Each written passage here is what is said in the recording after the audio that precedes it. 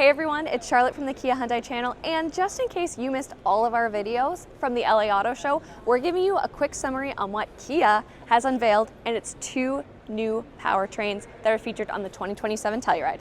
Let's get into it. For the most capable variation, it's the X Pro, just like last year. However, there have been some major changes, and I'm not just talking about the redesigned style. What we have to start off with is the fact that there is no longer a V6 gasoline-only option. Instead, if you want ICE only, you will have to get a 2.5-liter turbocharged 4-cylinder engine. And you will have to get is not necessarily meant to be in a negative way. This has 17 less horsepower than the previous V6 variation.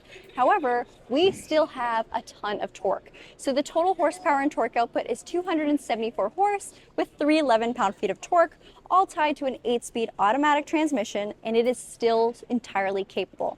If you want to tow with the Telluride, you get 5,000 pounds on the gasoline-only variant, and Charlotte will talk about what we get on the hybrid, and it is still extremely impressive.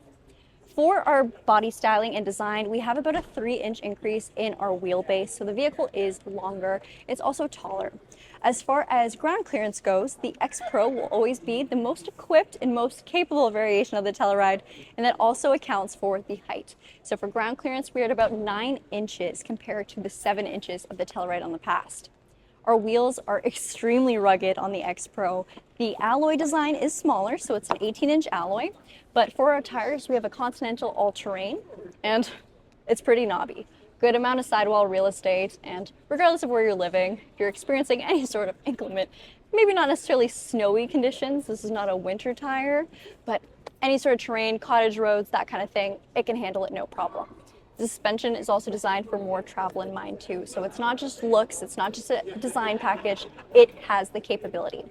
Wheel arches are gloss black on our gasoline models with a mix of matte and gloss. We have uptick in notches, and then a nice smooth character line across the body of the vehicle, giving it nice shape, but still very sharp shoulders. On our roofline, you'll notice we have raised roof rails, we have gloss black for our belts, and then our pillars are all finished in gloss as well too. The rear end, we have an electronic limited slip differential exclusive to the X Pro variant.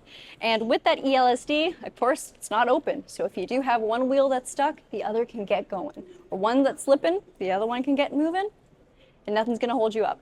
In Canada, we've always had snow, mud, and sand available as our terrain modes, and that will be included, of course, on this variation too.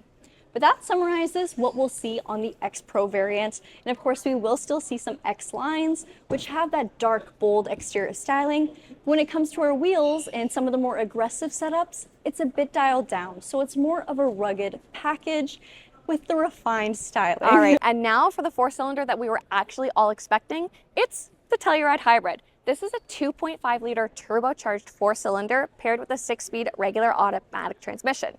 Now, it doesn't end there because this actually has 2 electric motors, one of which is going to be used for recapturing, where the other one is going to focus on moving the vehicle. Now, on the front, we're going to have a couple different design cues from its ICE counterpart, and a lot of them have to do with the grille. We have this beautiful glossy black grille. We're focusing more on satin chrome design elements, but we also have some vertical body panel lines inserted into the grille, which make a pretty big impact. As we come around to the side, we'll take a look at the wheels and the wheel arches. The wheel arches are continuing that trend of being sandwiched in between the gloss black and look absolutely stunning with that added body color. We have huge alloys with a more roadworthy tire. We've got 20-inch alloys here with the Pirelli Scorpion, which again adds to the overall road appearance of this vehicle, and I think it looks fantastic. On the interior for both vehicles, we're going to have a couple different enhancements, such as standard wireless Apple CarPlay, a fully digitized dash with dual 12.3-inch screens, and a lot of your favorite comfort features, such as an available ergo-motion seat, 7-seater or 8-seater capacity, depending on the trim, and again, all of your favorite elements in Kia's safety suite. Took me a while to get that out, but we got there. If you guys want to see more on either of these vehicles, we've done 2 full in-depth live streams showing everything from the cargo space, the interior, and of course, the more detailed in the exterior. So if you want to check those out, please do so at the Kia Hyundai channel.